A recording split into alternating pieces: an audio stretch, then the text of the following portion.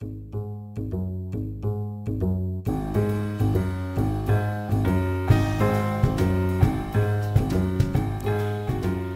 and welcome to Manzanita Voices, where the subject is writing.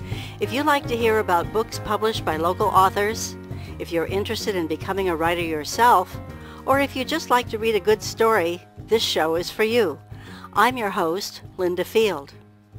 Today our guest is a member of Writers Unlimited, the group founded by Monica Rose that meets in San Andreas twice a month.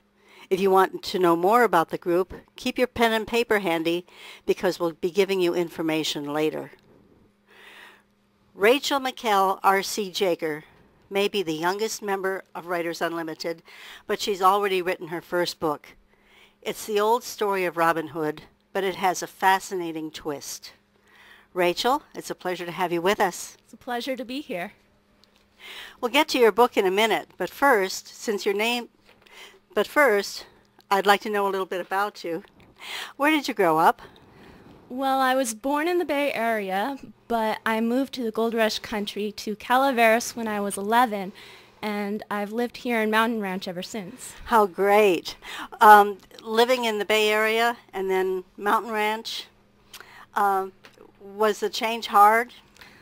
Well, I was young enough that it was more of an adventure than a difficult change, and at this point in my life, it means that I'm comfortable living in either the city or the country, and so I can go pretty much anywhere in the world and feel at home, which is pretty fun. That's great. Yeah, that's best of both worlds.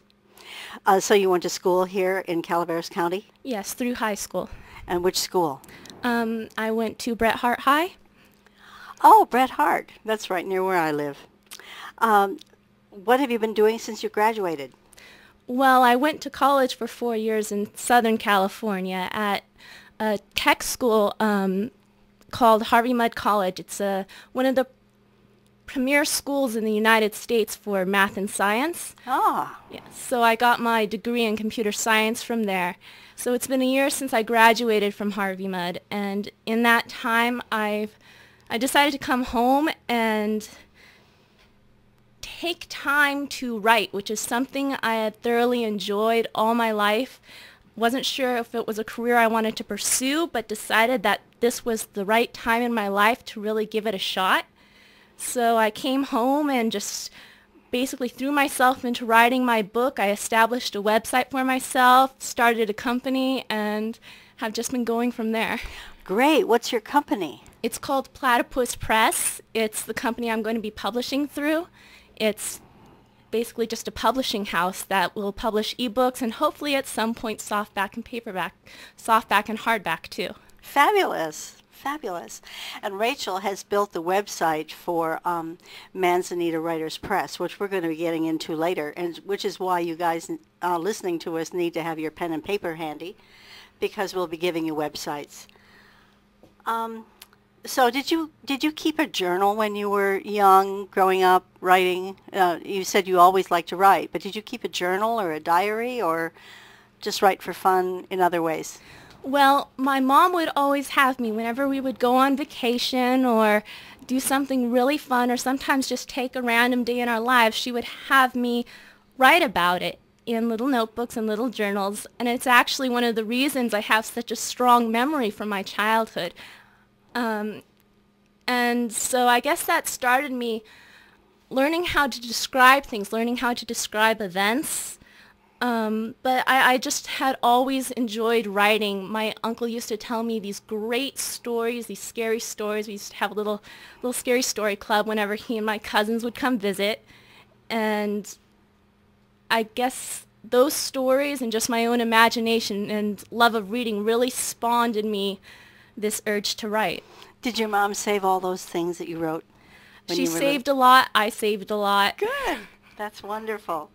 Well, now your book that you have completed, right? Mm-hmm. It's finished? Or is it still in rewrite?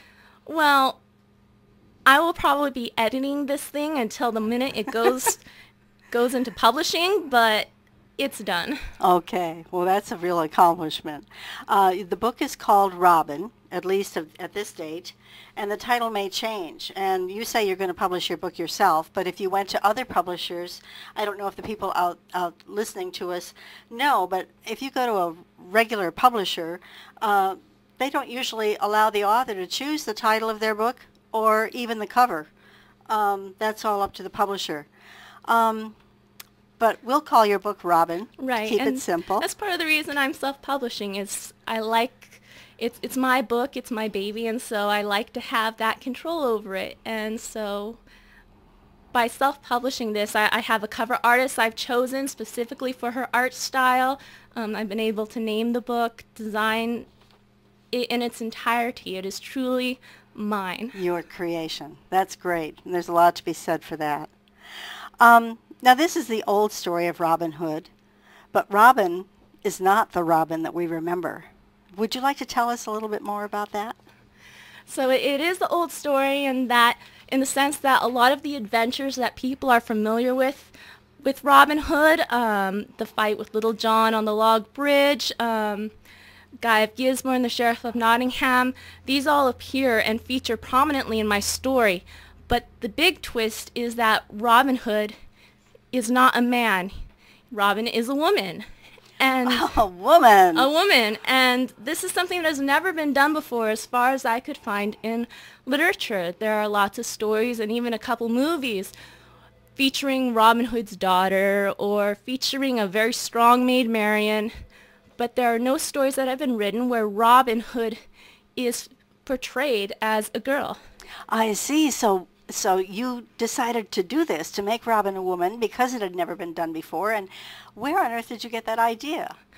Well, when I was little, Robin Hood was my hero. I really loved to play Robin. The whole idea of an archer who would steal from the rich and give to the poor was just very romantic in my mind, and it was very fun and adventuresome, and it was something I really loved to portray. But Robin was a guy, and I couldn't really connect with the character as deeply as I wanted to.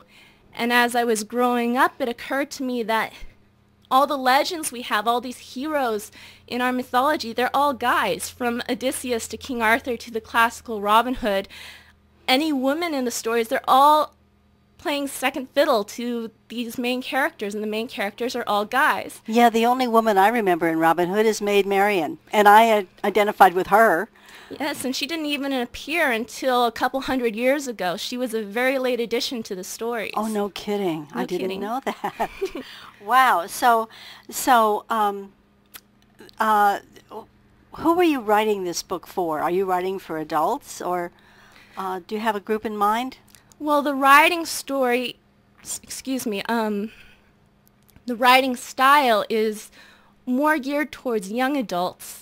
And some of the issues Robin goes through, her transition from her old life as a woman and into this life as leader of an outlaw band, and sort of the acceptance she comes into, it reflects a lot of the sort of trials that teenagers go through in realizing their place in the world and finding out exactly who they need to be in light of and in spite of society's expectations of them. And so in that sense, it's kind of geared towards young adults, but I feel that my book is very available, very approachable by any reader of any age.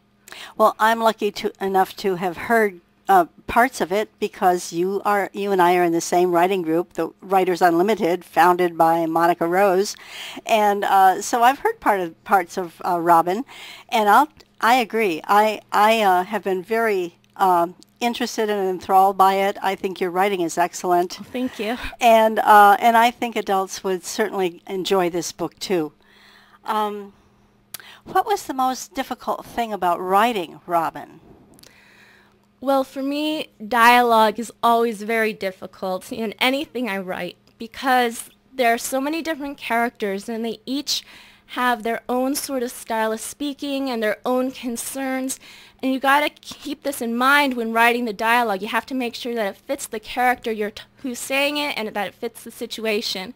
And I like to throw in a little humor into my dialogue a lot of times, and so I have to be very cautious that it doesn't become cheesy or campy, or just that it fits the scene nicely. It's good that you think about all those things. I think that's a good lesson for people out there who are writing for themselves and wanting to produce something that they'll enjoy and have their friends enjoy later, is think about all those things, because you need to come at writing from many different directions. Yeah, it's hard to be several people at once in your store. You got to keep everyone inside your head. It's like having a bunch of personalities inside you. A whole crowd of people. Okay, well, we're going to be back in a little bit and hear more about Robin and Rachel ArceJaeger. So stay tuned. We'll be right back.